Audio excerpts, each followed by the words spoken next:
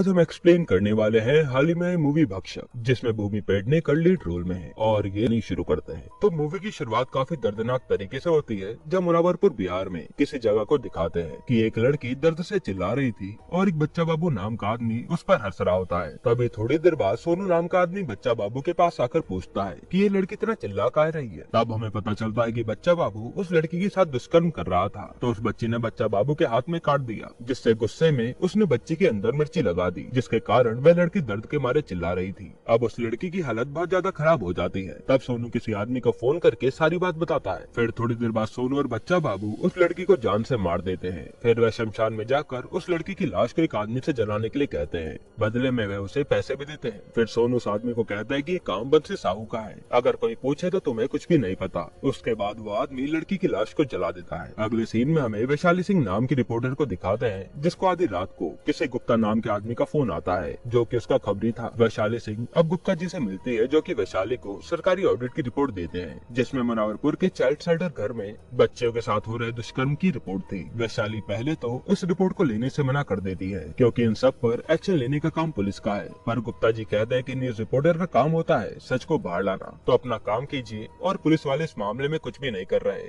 क्योंकि इस कांड में काफी बड़े बड़े लोग शामिल हैं। तो वैशाली गुप्ता जी की ये फाइल लेकर कहती है कि आपको इसके पैसे जल्द ही मिल जाएंगे। अगले दिन वैशाली उस रिपोर्ट को पढ़ती है, जिससे वैशाली को पता चलता है कि मुनावरपुर की बच्चियों के साथ काफी गलत हो रहा है। फिर अगले सीन में हमें भास्कर सिन्हा को दिखाते हैं, जो कि वैशाली का कैमरामैन है। और हमें पता चलता है कि वैशाली का एक कोशिश नाम का न्यूज चैनल है, जो अभी तो कोई नहीं दिखता, पर वैशाली का सपना है कि वह अपने चैनल को काफी बड़ा बनाए। वैशाली अब अपने कैमरामैन के साथ मिलकर उनकी कोशिश चैनल पर डेली न्यूज की रिपोर्टिंग करती है और शाम को अपने घर चली जाती है। फिर वैशाली के घर में हम उसके पति अरविंद को देखते हैं, जो कि पोस्ट ऑफिस में काम करता है। वैशाली और अरविंद की बातों से पता चलता है कि वैशाली का चैनल अच्छा नहीं चल रहा है और अरविंद के परिवार वाले वैशाली पर बच्चा करने के लिए प्रेशर बना रहे हैं। पर वैशाली का कहना है कि वह कुछ हासिल करने के बाद ही बच्चा करेगी। अगले दिन वैशाली भास्कर जी के साथ मुनावरपुर निकल जाती है, ताकि वे मुनावरपुर की बालिका सेवा गृह में बच्चे के साथ दुष्कर्म के बारे में कुछ पता लगा सके। जैसे वैशाली और भास्कर जी बालिका सेवा गृह पहुँचते हैं, तब वहाँ पर सोनू आकर वैशाली और भास्कर को प्राइवेट प्रॉपर्टी कहकर भगा देता है, जिससे वैशाली समझ जाती है कि पक्का यहाँ तो कुछ गड़बड़ है। वैशाली अब मुनावरपुर में अपनी ननद ममता के घर जाती है, जहाँ ममता और उसके पति सुरेश वैशाली को जल्दी बच्चा करने के लिए कहते हैं, क्योंकि उसकी शादी को 6 साल हो गए थे। उसके बाद वैशाली चाइल्ड वेलफेयर कमेटी के हेड मिथिलेश सिन्हा से मिलकर उनको छोटी बच्चियों के साथ दुष्कर्म के बारे में बताती है और उनकी रिपोर्ट दिखाती है। पर मिथिलेश वैशाली की कोई मदद नहीं करता, क्योंकि वह तो पहले से उनके साथ मिला हुआ था। इधर हम देखते कि अरविंद सिंह को अब किसी बंसी साहू का फोन आता है, जो कि उसकी बीवी को मुनावरपुर से दूर रहने के लिए कहता है। वैशाली अब रात को अपने घर पहुंचती है, तब अरविंद वैशाली को बंसी साहू की धमकी के बारे में बताता है और उसकी गाड़ी छीन लेता है, ताकि वह दोबारा मुनावरपुर न जाए और इस केस से दूर रहे। अगले दिन गुप्ता जी वैशाली के पास आकर उसको बंसी साहू के बारे में बताते हैं कि बंसी साहू कोई छोटा मोटा आदमी नहीं है, बल्कि उसकी काफी दूर तक पहुंच है और वो बड़े बड़े मंत्रियों को जानता है। मतलब कि बंसी साहू को ऐसे ही पकड़ना आसान नहीं होगा।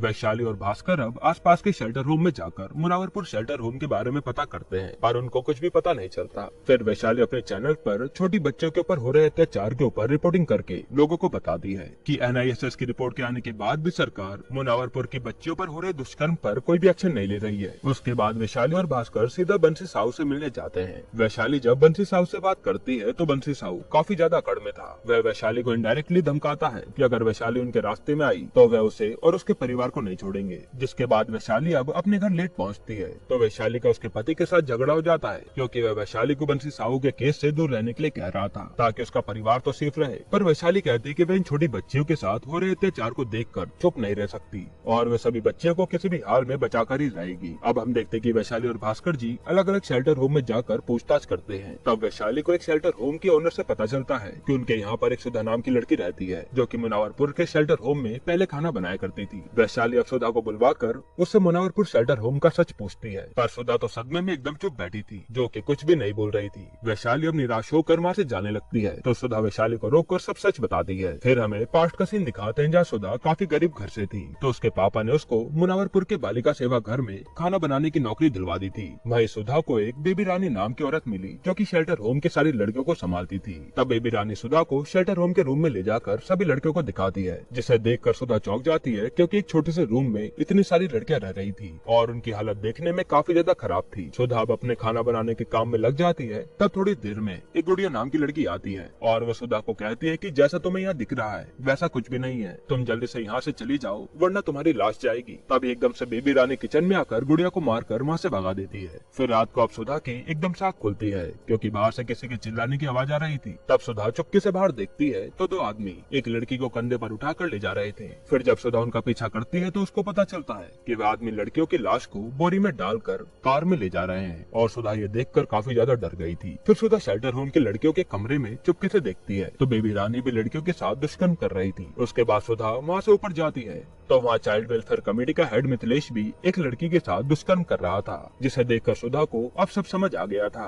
कि इस बालिका सेवा घर में लड़कियों के साथ क्या क्या होता है। फिर वह चुपके से अपने रूम में जाकर रोने लगती है। अगले दिन बंसी साहू उस शेल्टर होम में आता है जहाँ वह सुधा से मिलता है। तब बेबी रानी सुधा को बताती है कि वह बंसी साहू है जो कि शेल्टर होम का मालिक है। अगर तुम इसको खुश रखोगी तो ये तुम्हें खुश रखेगा। थोड़ी देर बाद सुधा जब लड़कियों को खाना खिला रही थी तब वह देखती कि बंसी साहू के आदमियों ने एक लड़की को पेट कर घायल किया हुआ है, जिससे वह समझ गई थी कि उसे मौका मिलते ही यहाँ से निकलना होगा, नहीं तो उसके साथ भी ये लोग यही हाल करेंगे। अब एक दिन सुधा को आखिरकार मौका मिलता है और वह मुनावरपुर शेल्टर होम से अपनी जान बचाकर भाग जाती है, जिसके बाद वो यहाँ पर आ गई थी। अब ये सब जानने के बाद वैशाली को बंसी साहू और शेल्टर होम की सारी सच्चाई पता चल गई थी, जिससे उसको उन लड़कियों के बारे में काफी बुरा लगता है और वो सोचने में लग जाती है कि वो कैसे इन लड़कियों को बचा सकती है। अगले सीन में वैशाली अरविंद की बहन के पति सुरेश से मिलकर उसको बंसी साहू के खिलाफ पीआईएल फाइल करने के लिए कहती है, पर सुरेश इस पर कुछ भी नहीं बोलता क्योंकि वह बंसी साहू की पावर को जानता था। तो वैशाली उसे वहाँ से सुनाकर चली जाती है। फिर कुछ दिनों बाद सोनू बंसी साहू को आकर बताता है कि किसी ने हम पर पीआईएल फाइल की है, जिससे बंसी साहू का दिमाग खराब हो जाता है क्योंकि अगर केस फाइल हो गया तो वह फंस जाएगा। इसलिए वह ब्रिजमोहन सिंह नाम के मिनिस्टर के पास जाता है और उनको सारी बात बताकर इस मैटर को किसी भी हाल में दबाने के लिए कहता है, जिस पर ब्रिजमोहन कहता है कि कोई बात नहीं, वह इस मैटर को संभाल लेगा। यहाँ बंसी साहू को पता था कि ब्रिजमोहन सिर्फ अपने बारे में सोच रहा है, इसलिए बंसी साहू बोल देता है कि अगर वह फंसेगा तो वो अपने साथ सबको ले डूबेगा। इधर वैशाली भास्कर जी को उनकी न्यूज को सोशल मीडिया पर वायरल करने के लिए कहती है ताकि वह बंसी साहू की पोल खोल सके कि वह लड़कियों के साथ क्या क्या करता है। सोनू अब बंसी साहू के पास आकर बताता है कि उसने पता लगा लिया है कि उनके खिलाफ पीआईएल किसने फाइल की है और वो कोई और नहीं, उनको वैशाली की नंद का पति सुरेश लगता है क्योंकि वह वकील था। अगले सीन में हम देखते हैं कि वैशाली हॉस्पिटल जा रही है क्योंकि बंसी साहू के आदमियों ने सुरेश को काफी बुरी तरह से मारा है। वैशाली अब अपनी ननद से बात करके पुलिस स्टेशन जाती है और बंसी साहू के ऊपर एफआईआर करने लगती है। तब पुलिस वाले बंसी साहू के ऊपर एफआईआर नहीं लिखते क्योंकि बंसी साहू का एक हुक्म से उनकी नौकरी जा सकती थी। वैशाली अब सुरेश से मिलती है तो हमें पता चलता है कि सुरेश ने कोई भी पीआईएल फाइल नहीं की है और सुरेश वैशाली को खूब सुनाकर उसके परिवार से दूर रहने के लिए कहता है ताकि उसकी फैमिली तो सेफ रहे। फिर हम देखते हैं कि वैशाली का हस्बैंड अरविंद अब वैशाली के सपोर्ट में आ गया है क्योंकि अरविंद को पता चल गया था कि वैशाली बिल्कुल सही कर रही है। फिर भास्कर जी अब वैशाली को उनके शहर की नई एसएसपी जसमीत कौर के बारे में बताते हैं जो कि एकदम जाबाज और सच्ची पुलिस वाली है और वह उनके केस में मदद कर सकती है। अगले दिन वैशाली भास्कर जी के साथ एसएसपी जसमीत कौर से मिलकर उनको फाइल दिखाती है। तब जसमीत को बंसी साहू के केस के बारे में पहले ही पता था जो कि उन्होंने वैशाली की न्यूज चैनल पर देखा था। जसमीत वैशाली को कह दी कि वह सिर्फ शक के बिहाफ पर बंसी साहू को गिरफ्तार नहीं कर सकते और जो ये रिपोर्ट वैशाली ने दी है वह झूठी भी तो हो सकती है। फिर जसमीत कह दे कि उनको बंसी साहू के खिलाफ ठोस सबूत निकालने होंगे तभी वह उसको अरेस्ट कर पाएंगे। पर फिलहाल जसमीत सोनू को अरेस्ट करवाने के लिए कहती है क्योंकि उसने सुरेश को मारा था। फिर थोड़ी देर बाद हम देखते हैं कि पुलिस वाले सोनू को अरेस्ट करने मुनावरपुर शेल्टर होम आते हैं, पर बंसी साहू वहाँ पुलिस वालों को धमकाकर भगा देता है। इधर गुप्ता जी भास्कर जी को बताते हैं कि पीआईएल उन्होंने ही फाइल की है जिसकी वजह से वैशाली के नंदोई सुरेश को मार पड़ी थी। उसके बाद हम देखते हैं कि जसमीत कौर अपने सीनियर कमिश्नर को वैशाली की फाइल दिखाती है, पर वह तो कोई ऑफिशियल फाइल नहीं थी जो कि सरकार से आई हो, इसलिए कमिश्नर उस पर कोई कार्रवाई करने नहीं देते। अब रात को एसएसपी जसमीत वैशाली को अपने पास बुलाकर समझाती है कि वह बिना सबूत के कुछ भी नहीं कर सकते और बंसी साहू इतना पावरफुल आदमी है जो कि ऐसे ही पुलिस के हाथ नहीं आने वाला। जिसके बाद जसमीत कौर वैशाली को कहती है कि अब तुम्हारी मदद सिर्फ तुम ही कर सकती हो। अगले दिन वैशाली भास्कर जी के साथ मिलकर प्लान बनाती है, जिसके बाद भास्कर जी सोशल वेलफेयर मिनिस्टर के पति ब्रिजमोहन के पास जाते हैं जहां वे ब्रिजमोहन को कहते हैं कि वैशाली को बंसी साहू, बेबी रानी और आपके खिलाफ सबूत मिल गए हैं और इस मामले में मिथिलेश उनका गवाह है। वह वैशाली के साथ मिलकर आप सबको फंसा देगा और बदले में उसे वैशाली जेल नहीं होने देगी, जो जानकर ब्रिजमोहन चौंक जाता है। अब अगले सीन में वैशाली अपने चैनल पे डायरेक्टली बंसी साहू का नाम लेकर उसके शेल्टर होम पर सवाल उठाती है जो कि सब लोग देख रहे होते हैं। गुप्ता जी अब वैशाली को एक आदमी के बारे में बताते हैं जिसे इन लोगों ने मरवा दिया क्योंकि उसे सच्चाई पता चल गई थी। इधर बृजमोहन बंसी साहू को बता देता है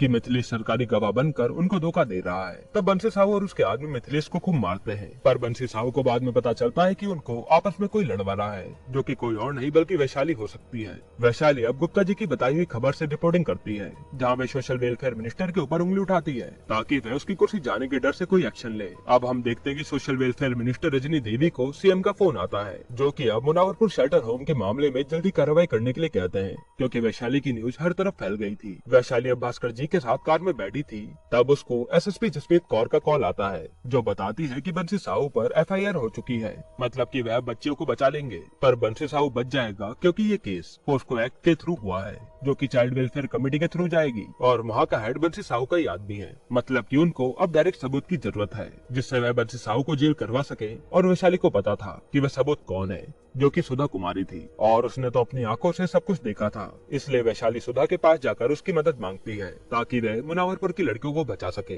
पर सुधा नहीं मानती क्योंकि वह काफी ज्यादा डरी हुई थी। फिर जैसे ही वैशाली हार कर जाने लगती है, तब सुधा वैशाली के पास आकर उसकी मदद करने के लिए मान जाती है। अब हम देखते हैं कि सुधा ने वैशाली के चैनल पर बंसी साहू और उसके सारे आदमियों के बारे में सब सच बता दिया था कि मुनावरपुर शेल्टर होम में बच्चों के साथ क्या क्या होता है, और ये अब सारी जनता देख रही थी। अब अगले दिन एसएसपी जसमीत अपनी पूरी पुलिस फोर्स के साथ मुनावरपुर शेल्टर होम आती है, जहां वह देखती है कि शेल्टर होम के अंदर सभी लड़कियों का काफी बुरा हाल हो रखा है। फिर जसमीत अब बेबी रानी को मारती है और उसे गिरफ्तार कर लेती है। इसके बाद जसमीत सभी लड़कियों का मुंह ढककर वहां से बाहर निकालती है, जो कि मूवी का सबसे इमोशनल सीन था, और सारे मीडिया वाले पुलिस की इस न्यूज को चैनल पर दिखा रहे थे। उसके बाद जसमीत बंसी साहू और उसके सारे साथियों को पकड़कर जेल ले जाती है। तब बंसी साहू पुलिस वैन में बैठते हुए वैशाली को देखकर हंसता है, क्योंकि उसे विश्वास नहीं हो रहा था कि एक मामूली से रिपोर्टर ने उसे जेल करवा दी। अब लास्ट में वैशाली अपनी कोशिश चैनल पर सबको बताती है कि हम सभी को गलत लोगों और गलत चीजों के खिलाफ मिलकर उंगली उठानी चाहिए। सब लोग सोचते हैं कि वह इन सबके चक्कर में क्यों पड़े, मगर वह जानते नहीं है कि अगर ये सब उनके साथ हुआ तो कोई भी उनकी मदद के लिए आगे नहीं आएगा।